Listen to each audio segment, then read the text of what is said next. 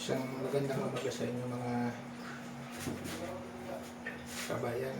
Tayo ay nagbubulay ng ubod ng tawag dito sa sa Bicol, Bagsan, Barcon o ewan ko sa lugar mo. Comment down na lang below sa aking vlog kung anong tawag nito sa lugar mo. Ito yung parang parang puno ng buli, yung mga dahon na parang sayok na sa bundok ito makukuha. So atin kung pagkatan to, sardinas lang, masarap to.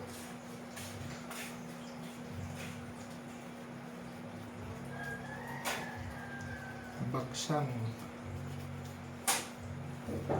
anong tawag sa lugar nito, mag-comment na lang kayo sa aking vlog. Kasi dito sa Bicol, iba-ibang tawag kada ibang lugar. Merong Barcon, sa iba naman Bagsang. Walang ibang luto to, lang gagataan mo. Tapos masarap tong halo dito, sardinas lang.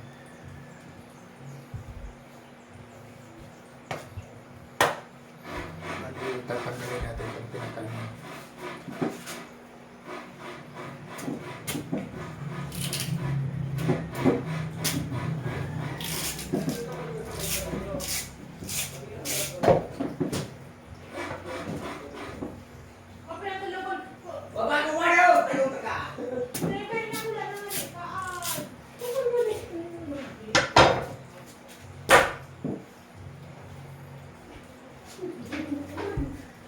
Ay, tagal ka rin dito eh.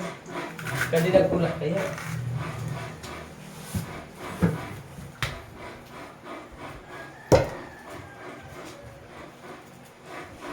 Yes na.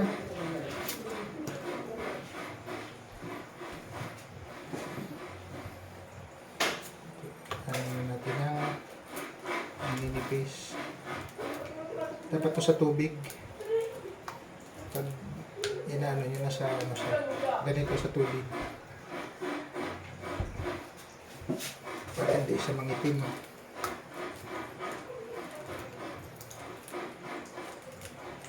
Siguro maliit pa itong puno nakuha niya.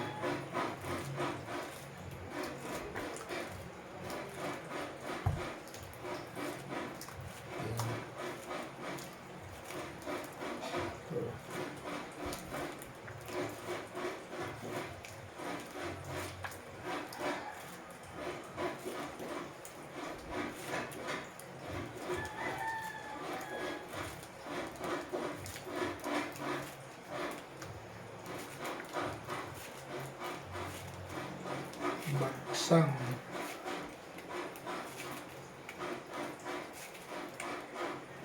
Parang to, yung palm tree sa bundok ng Makupa, sa pinaka masukal na. Tapos yung puno nito magandang mga pang sa mga palakol, yung pinaka-handle niya kasi matibay, may tinatawag sa amin ng bahi.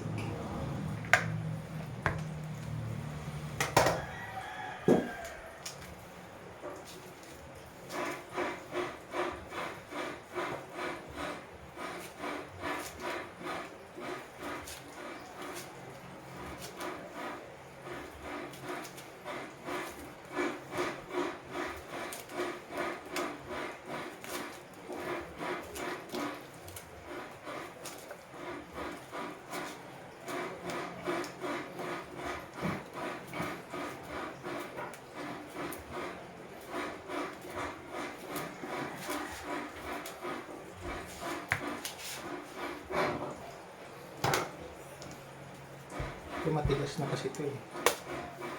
Yan na yung pinaka tubo niya.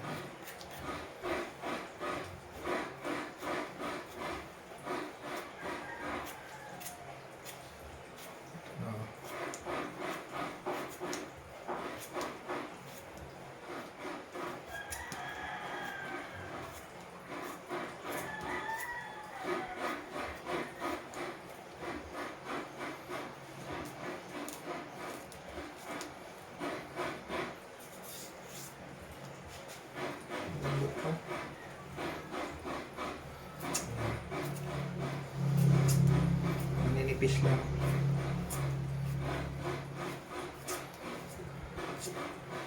Kasi yung part na yung kaninang inuna natin sa ano, yung parang dahon na.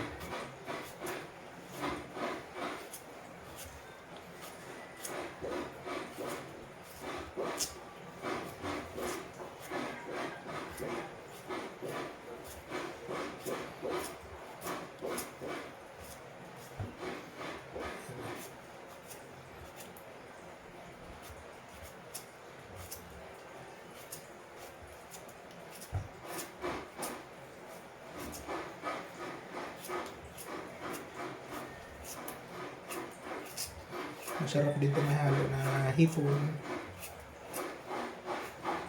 Bibihira na yung mga kumukuha dito. Dumaan lang dito sa may bahay ng isang araw. Sinabi ko lang na ang dami niyan nila. Pero masarap yan. Pinadalhan tayo dito ng isang ganito kalaki. Pinalit lang niya ng sardinas. Ganito talaga siya pag ano mo na, pupula siya. Pero pag naluto ay mamaya, puti na yan.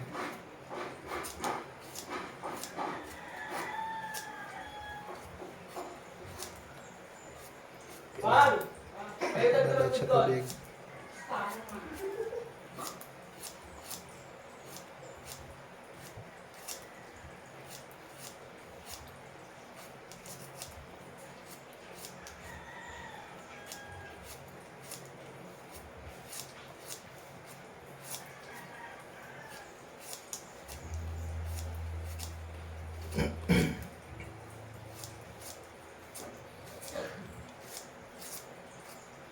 Ang ating kasama ay kakayod na ng nyug. Ito'y lulutuin natin. Ito'y ulam natin sa tanghalian.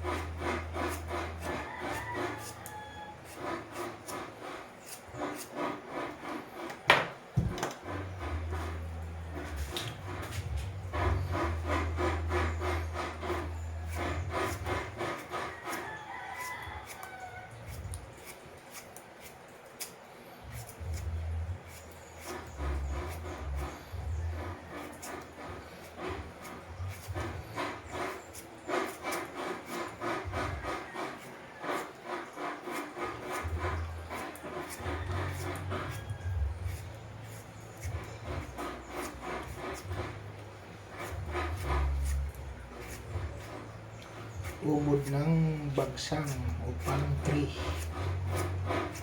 Marokon sa amin. Sa kanya-kanyang lugar, iba-ibang tawag.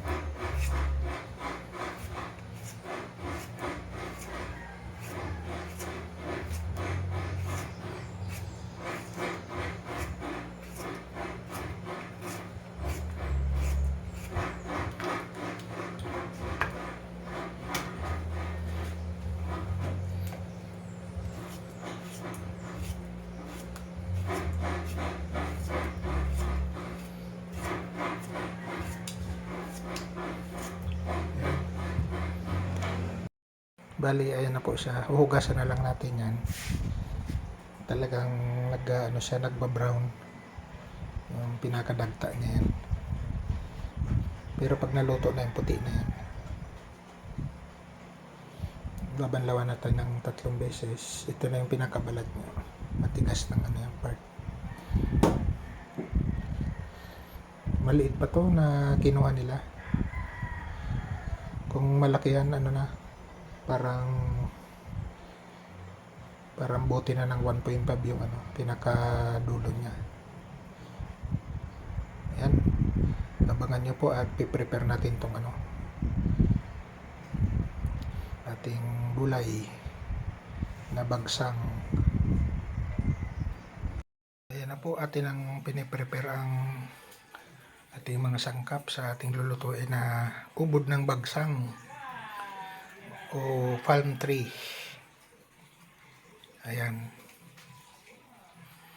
At tayo'y nagsalang na ng ating kanin. Painin na siya. Ayan, ito na naman tayo sa ating kalan na di kahoy. Ayan. Nakasalang ng ating pangalawang piga na gata. Ayan ay pakukuloyin natin at ilalagay na natin yung ating tinadtad na bagsang. Tapos ang halo niya po is sardinas. Yan po ang masarap dyan na panghalo.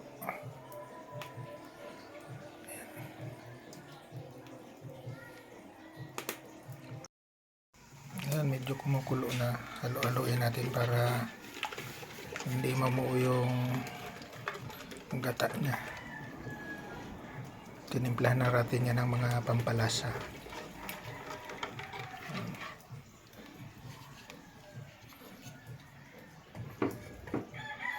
At ito ang ihahalo natin.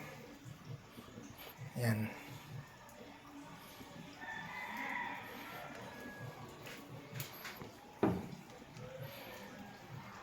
Yan na po, nilagay na natin ang ating tinagtad na bagsang. Yan. Ilalaga natin yan sa kanyang pangalawang piga hanggang sa lumambot yung pinakakwan niya. Texture niya.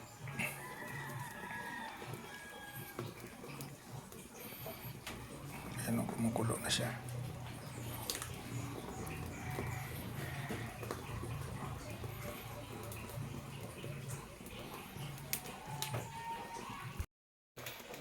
Ayan na po, kulong-kulo na siya.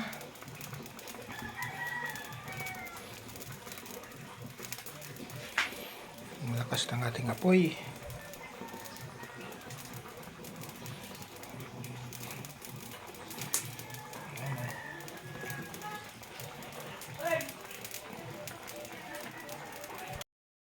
Malapit nang maluto yan.